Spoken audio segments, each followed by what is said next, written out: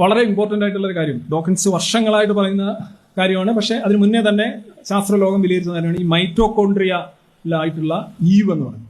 എന്താണ് ഈ mitochondrial eve? നിങ്ങൾ ഒരാണും പെണ്ണും തമ്മിൽ ഫെർട്ടിലൈസേഷൻ നടക്കുന്ന സമയത്ത് ഒരു സ്പേമും ഒരു എഗ്ഗുമാണ്.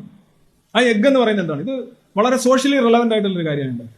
ആ എഗ്ഗ് എന്ന് പറയുന്നത് ആ കോശമാണ്. ആ കോശത്തിലുള്ള അതിന്റെ ആഹാരം മുഴുവൻ, അല്ലെന്നുണ്ടെങ്കിൽ അതിന്റെ സ്ട്രക്ചർ, മെമ്മറൈൻ, സൈറ്റോപ്ലാസം എല്ലാം എഗ്ഗിലാണുള്ളത്. എഗ്ഗ് വളരെ വലുതാണ്. ഒരു സ്പേം എന്ന് പറഞ്ഞു കഴിഞ്ഞാൽ ബേസിക്കലി എന്താ പറയുന്നത്, DNA ആണ്. അതായത് പകുതി ക്രോമസോമാണ്, പകുതി ജനിതക പദാർത്ഥമാണ് ഒരു സ്പേം. മില്യൺസ് ഓഫ് സ്പേംസ് വന്നിട്ടാണ് ഒരു എഗ്ഗിൽ ഒരെണ്ണം അകത്ത് കിടക്കുന്നത്. അത് ഫേസ്റ്റ് ചെയ്താൽ ഉള്ളിൽ കയറും. അപ്പൊ ഉള്ളിൽ കയറുമ്പോൾ ഒരു പ്രശ്നമുണ്ട്. എന്താ പറയുക, ഇതിന്റെ തല മാത്രമേ കയറുള്ളൂ, ഈ ക്രോമസോം മാത്രമേ ഉള്ളിൽ കയറുള്ളൂ. ഈ സ്പേം ഒരു സെല്ലാണ്, അപ്പൊ അതിന് മൈറ്റോകോൺട്രിയ ഉണ്ട്. എഗ് ഒരു സെല്ലാണ്, അതിന് മൈറ്റോകോൺട്രിയ ഉണ്ട്.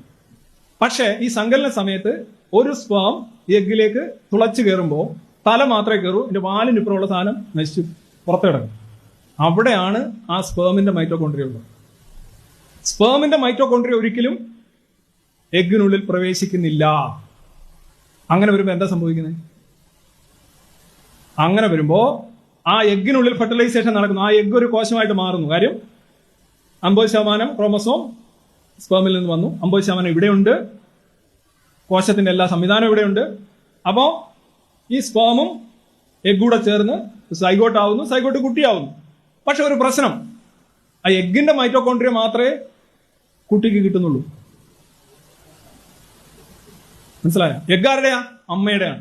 അപ്പൊ നിങ്ങളുടെ കയ്യിലുള്ള മൈറ്റോകോൺട്രിയ, നിങ്ങളുടെ സെല്ലിലുള്ള മൈറ്റോകോൺട്രിയ ആരുടെയാണ്? നിങ്ങളുടെ അമ്മയാണ്. നിങ്ങളുടെ അമ്മയുടെ എവിടുന്ന് വരുന്നു? അമ്മയുടെ അമ്മയുടെ അമ്മയുടെ അമ്മയുടെ അമ്മയുടെ അമ്മയുടെ അമ്മയുടെ ഇങ്ങനെ പോകും. അങ്ങനെ പോകുമ്പോൾ ഏറ്റവും ആദിമമായ ഏറ്റവും ആദിമം ഇൻ ദ സെൻസ് ദാറ്റ് ഏറ്റവും റീസെന്റ് ആയിട്ടുള്ള അമ്മ, അതിനെയാണ് മൈറ്റോകോൺട്രിയൽ ഈവ് എന്ന് പറയുന്നത്. ആ അമ്മ എന്ന് പറഞ്ഞാൽ ആദ്യത്തെ അമ്മ, ആദ്യത്തെ സ്ത്രീ എന്ന് അർത്ഥമില്ല. ചിലപ്പോൾ ചില സ്ത്രീകൾ, ആ ലൈനിൽപ്പെട്ട പല സ്ത്രീകളുടെയും എന്താ പറയുന്നത്, റീപ്രൊഡക്ഷൻ അവസാനിച്ചിട്ടുണ്ടാവും. ചില കല്യാണം കഴിച്ചിട്ടുണ്ടാവില്ല, ചില റീപ്രൊഡ്യൂസ് ചെയ്യുന്നുണ്ട്, മരിച്ചിട്ടുണ്ടാവും. അവരെല്ലാം ഇങ്ങനെ മാറി മാറി പോയിട്ട് അവസാനം നമ്മളിലേക്ക് ഒരു നേർവര വരയ്ക്കാൻ കഴിയുന്ന ഏറ്റവും റീസെന്റ് ആയിട്ടുള്ള എന്നാൽ ഏറ്റവും പുരാതനമായിട്ടുള്ള ആൻസസ്ട്രിയാണ് മൈറ്റോകോൺട്രിയൽ ഈവ് എന്ന് പറയും. ആ ഈവ് ഇങ്ങനെ ഉണ്ടാവും. നമ്മളിപ്പോ ഇങ്ങനെയൊക്കെ ആണെങ്കിലും ഇതെവിടെയോ ആഫ്രിക്കൻ സാവന്നകളിൽ ഉള്ള ഒരു സ്ത്രീയുടെ എഗ്ഗിലെ മൈറ്റോകോൺട്രിയം ആണ് നമുക്ക് ഇങ്ങനെ കിട്ടിയിരിക്കുന്നത്. അതിന്റെ കോപ്പികളായിട്ട് ഇങ്ങനെ വന്നിരിക്കുകയാണ്.